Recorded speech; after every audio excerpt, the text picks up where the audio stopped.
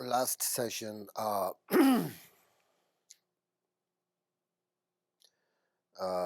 want to talk the how you take the path, the stages. So it's very important for those of you sort of wish to practice the teachings of Buddha and want to sort of creating a stable and good foundation for the spiritual path. And then it is important to know how to a spiritual path can be developed and how should you take your path. So in order to do this, there is a very good instructions for that. I mean, curriculum. For example, for the beginners, very new meditators, uh, just I mentioned the last session, uh, shamatha practice must be cultivated first, right? If you are a very beginner and you are not Buddhist, but you just want meditate, it's very important to practice shamatha and cultivate the first. Because when shamatha practice has been established, and then all other sort of meditations have sort of great power and benefit if you wish. Because if the mind can rest on sort of object, the mind becomes more workable and very stable. So then you can practice whatever you want, because the mind is, if you cultivate and establish the practice shamatha, then mind is sort of engaged in its own sort of object without being sort of, distracted by anything, else. So shamatha meditation is, sometimes we call it rest in meditation, shamatha, because you are not doing much in shamatha practice other than just sitting and resting and sort of focus on the object and looking at your mind, right? So that's why we call it rest and meditation. So once you have learned and sort of calm your mind, then you will be able to practice the other things. Um, and which brings about a sort of deeper level of insight meditation or direct sort of seeing into the mind's nature, whatever. So this is usually how to cultivate a peace of mind through the practice of mindfulness and practice of shamatha meditation. Uh,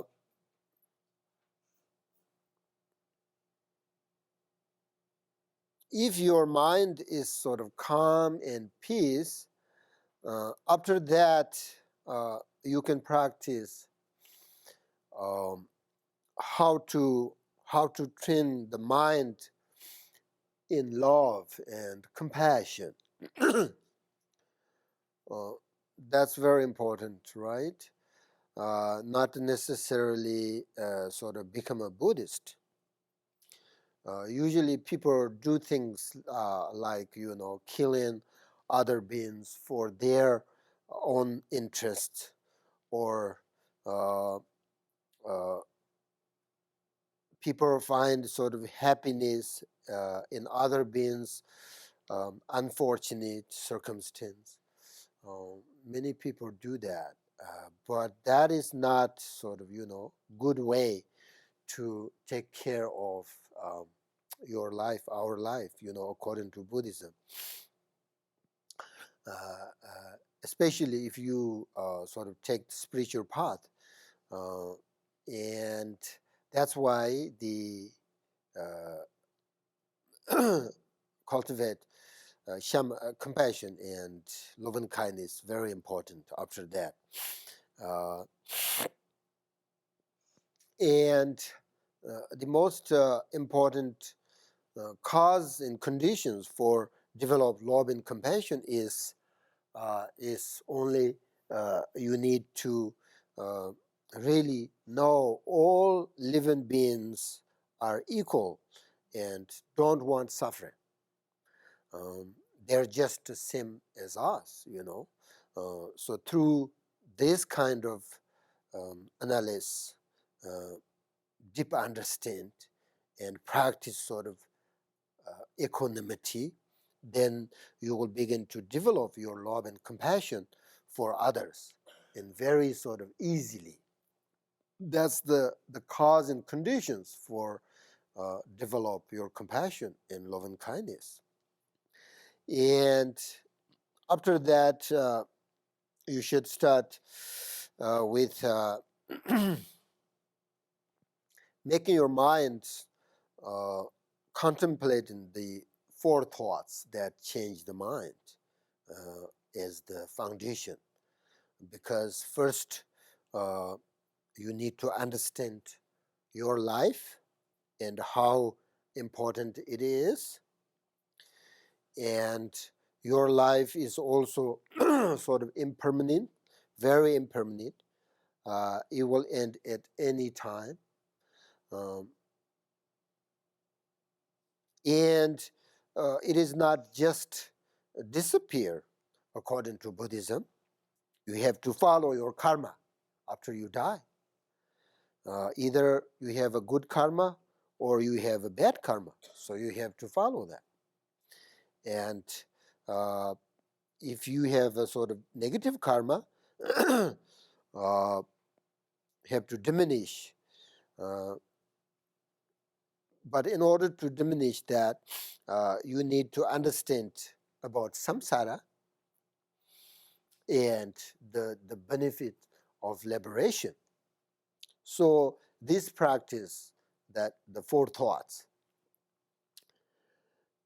allow your mind and your action to become a very genuine dharma, you know, the causes of enlightenment. So that's why they called four thoughts that change, can change your mind, you know. So this practice will give you the genuine renunciation and bodhicitta. That's why after that, you know,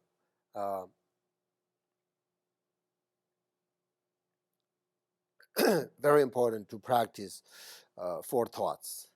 And once you understand four thoughts and you practice very well, then of course next practice is the inner preliminaries, right? Inner preliminaries, taking refuge, is the foundation of all the paths of Buddhism. Then arousing bodhicitta, the root of sort of, you know, Mahayana's path. And then of course meditation, vajrasattva, to cleanse all your negative obscurations. And then of course offering the mandala, accumulate merit and wisdom. And then Guru Yoga, the ultimate way to arouse the wisdom of the realization. Uh, Inner preliminaries after that, very important. And after you've done this meditation, the inner preliminary, then meditate both. Again, the shamatha and Vipashyana together in union. So which, you know, with this, then you can sort of, after that, practice dzogchen, you know. So that's kind of stage is how you take the the path. So you sort of need to practice shamatha two times. The first, how you start, you have to practice shamatha. Then after you, outer preliminary, inner preliminary, compassion, four thoughts, all of this done, then you have to practice shamatha again. But this time, not only shamatha, the union, the vipassana shamatha together, you know. So if you take this kind of stage, then your spiritual path will be really perfect, and it's lead you to the ultimate liberation without misunderstanding, without uh, sort of danger. So this is generally how you take the spiritual path under sort of my lineage.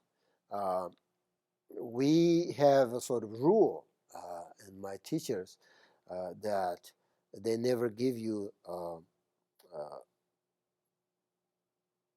I mean, they can teach you sort of any teachings you request, but uh, receiving teaching and practice meditation are different. You know, receiving teaching, what kind of teaching you can attend and receive, but the practice, your meditation, is you have to follow this sort of, you know, stages, these rules, this. So if you really want to take the spiritual path under the my lineage, you have to do that. And because many people, you know, asked me when I have a sort of appointment, how to take the path, you know, how to take the path, and how they sort of start their, practice.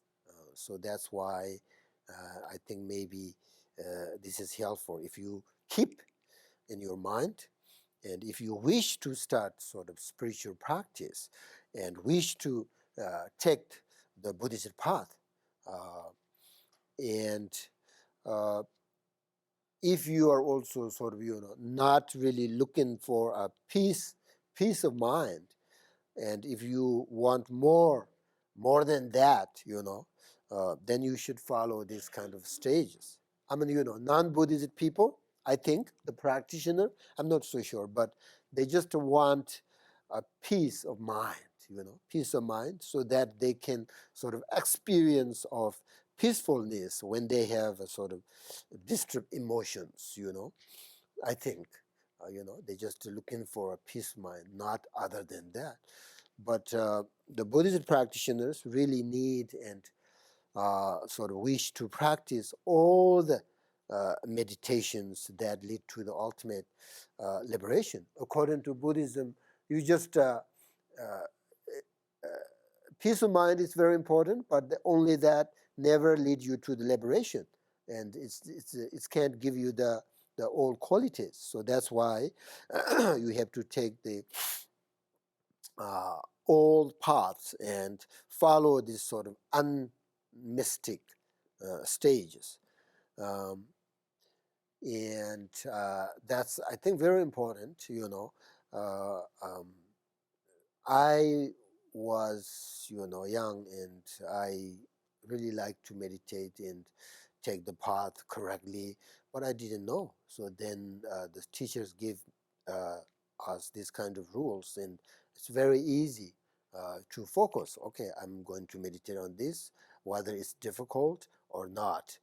So I will do this, and then once I've done that, then I go to next. So there is a sort of, you know, something you can sort of make plain, right? So then you eventually you will receive all the teachings and instructions and meditations, all of that. So I think that's very important. And also another thing also you should be very clear is that uh, Dharma teachings and meditation only uh, one thing, one purpose, uh, which is to sort of discipline the mind. That's all. Discipline the mind. Practice of Dharma means that uh, we should be able to sort of benefit from what we have sort of practiced and what we receive the teachings. Um, that's very important, and uh, uh, also especially the key point in Vipassana meditation. is awareness, right? Awareness means is sort of simply a state of mind that is not distracted from the present moment, and uh, and when your sort of brain mind to rest in its own nature, its own state, and its own nature without sort of distraction, then you are in state of awareness of this sort of present moment. So when uh, we say, you know, look, always say that looking at your mind and without thinking, without thoughts. Um, this, doesn't mean that there is a sort of two separate sort of activities. To understand, when I say looking at your mind without thoughts, I mean sometimes people don't think that uh, um, this is one thing. I mean, people do think that this is two sort of separate activities, right? First, you must sort of look at somebody, look at your mind, and then look at it without thinking. I mean, that's not correct. But when you look at your mind, uh, that sort of act, looking, right? Looking is just enough. Just, when you do this, you are already without thoughts. Do you understand what I'm saying? You are there. Otherwise, when we say look at your mind without thought, means sometimes people think there's two activities, two separate things. No, when you look at your mind without thought means you really look and doing this, then you are already there. You are already without thoughts. That's I just we did that today. Look at your mind and without thoughts. Make sure that you understand that's one activity. Because when you look at your mind, that is just enough. You are already sort of without thought, and you are just a present moment. You are there.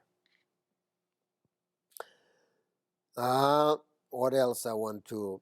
Uh, um, Another thing is, usually people think this is very wrong. Samsara is suffering. Um, and sort of, they think samsara is very bad. I think that's sort of misunderstand, you know. We need to understand that what is the cause of our suffering. People think the samsara. I mean, everything is samsara, but, we can make better this world, right? Samsara means this world. How wonderful. Think about 7 billion billionaire, or I don't know how many people in this planet. I don't know, but there are many, many, many people. We all have this peace of mind, love and kindness, compassion. This world completely different than now, right? Because uh, we are missing this compassion, love, and kindness. That's why we are suffering. Uh, the world itself is not the cause of suffering, I think, but how we sort of act, how we relate it to this world. Then, people really sort of do things like killing or whatever, harm others for themselves, for well-being for them, like selfish way. Then people killing others. Like think about uh, what happened, like I mean, I don't know, I can say this, but the terrorists attacked these people, dozens of people killed and all of that. That means they don't have compassion, right? So they can't see sort of other side. They only see the other side is something wrong and is enemies. They only sort of consider the enemy is not inside their their mind. Its enemy only exists outside, they think, and then they cause harm others and killed others. that makes more enemies, more problems, more suffer and things like that. So that's why I think I'm talking like big thing, but small than that, all we have here, people have compassion, love, and kindness. We are, very happy people, happy person, happy family, happy society, happy group, you know. So I think that's why, the uh, do not think that this world is bad, but this, so negative karma, I can say that negative karma is the cause of suffering. Um, you know, so that's why the the great sort of meditators. There is nothing to feel bad about samsaric sort of the experience, because samsara itself is in the state of liberation. Actually, nothing wrong. But the problem is, I think we sort of related to samsara is wrong actually, and then it causes us not sort of to recognize the true nature, true compassion, true love and kindness, and then we, the ordinary people sort of perceive these sort of negative emotions just as negative emotions, because we don't have sort of method for looking or recognize them sort of clearly, so and then we see sort of the emotions as sort of disturbing, and we experience their sort of energy as destructive, and that uh, because of that, because we have this experience, because the view is based on egos, ego perception of our emotions, that's why the people are doing wrong things, and uh, when we sort of recognize the true nature mind, we see its empty essence and its quality of this clear wisdom and compassion. So I think that's why we should. That's why we need to meditate. That's why we have to change, right? So I think uh,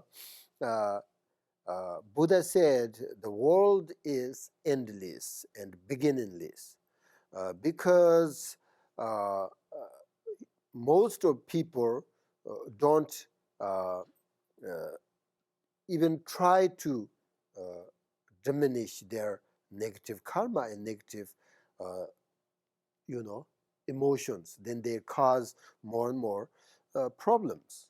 So that's why the world just exists one after another. People are just doing things like that's why always there. People and uh, negative people is always there. It's difficult, but we sort of a small amount of people can also hear. I think that's why I always say we are how fortunate we are, uh, uh, because we think this is good opportunity, and because we understand uh, the best way to take care of life and brings happiness is through meditation. We understand that. That's why we're here. So that's why how we're fortunate. We're fortunate.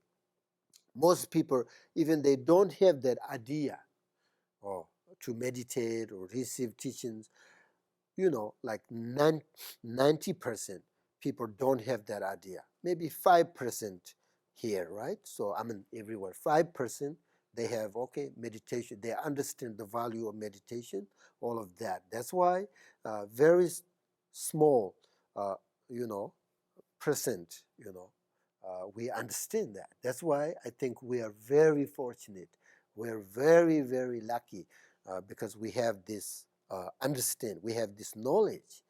We think this is how I want. This is most important in my life. I mean, once you have that, so you turn your mind into Dharma, then you will see more and more the benefit. Uh, but the most people have no idea, right? So that's why they're not interested turn into dharma or practice or spiritual things. They don't interest. Some people have very strong sort of spiritual ideas, but they think the spiritual is a thing that sort of they possess, and then they fight over that. They never think the spiritual take the path and change their, uh, you know, activities and thoughts. They never think that. So that's why this religion sometimes they fight.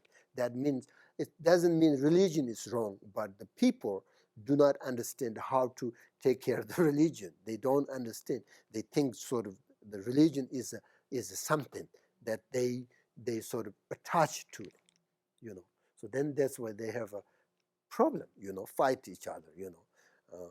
So because people don't understand.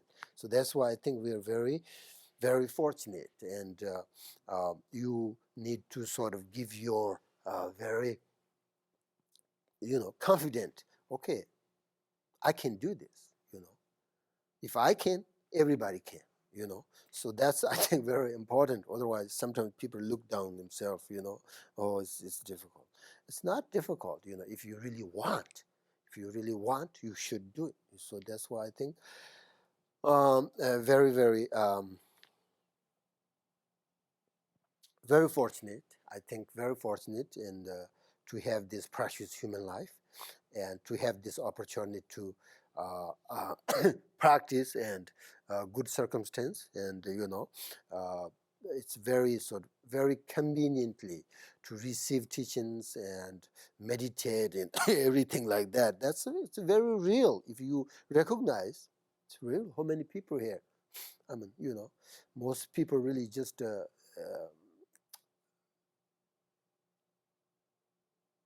come here, don't, you know, think that come here to meditate and purify their negative karma and sort of develop their virtuous things.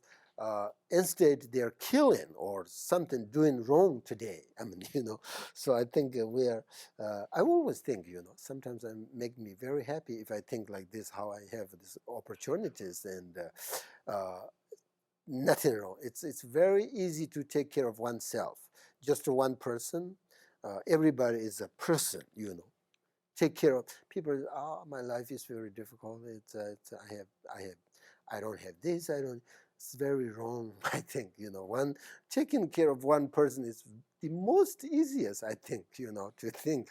You know, but then you think in your mind no satisfaction, and then, oh, I don't have this, and I do. Then even like one person, it's worse and worse, and that's it's actually not difficult, but you make, you know, how you relate your life. You make your life is difficult and worse and worse, right?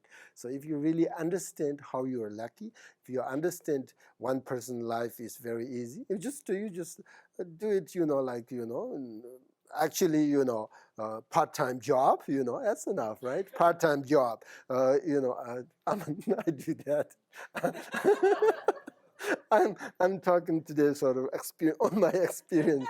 Go to gym, you know, exercise, make sure every day, physically, very, very important, I think. Mentally meditate, you know, that makes your mind calm and peace. Physically, you have to exercise. Don't just, you know, and healthy food. These things I understand really, you know, the most important in our life. Healthy food and exercise physically, mentally meditate, and part-time job. That's all.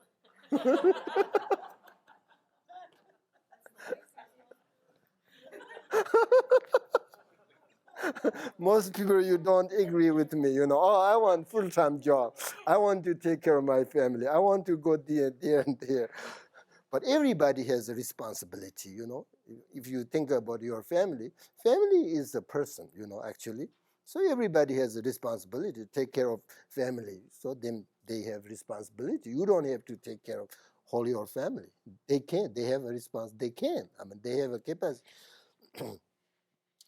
So I think that's all. That's all about teaching Vipashyana general. So now you have teachings on the Vipashyana. Uh, Not in detail, but that's just enough, you know, and also a little bit shamatha. So please just really put them into your practice. And uh, because according to Buddhism, the teaching, my teachers always said, should not sort of remain just in the intellectual way, intellectual level. And practice and teaching must be sort of part of your life. If you do this, then once teachings are part of your life, and you practice, and whenever you have a real problem, it gives you sort of really inner sort of strength. So therefore, I think it's very important to practice. And Buddha said that everyone, the student and all of this, have responsibility, taking care of their meditation. So that's why very, very important. I think that's all.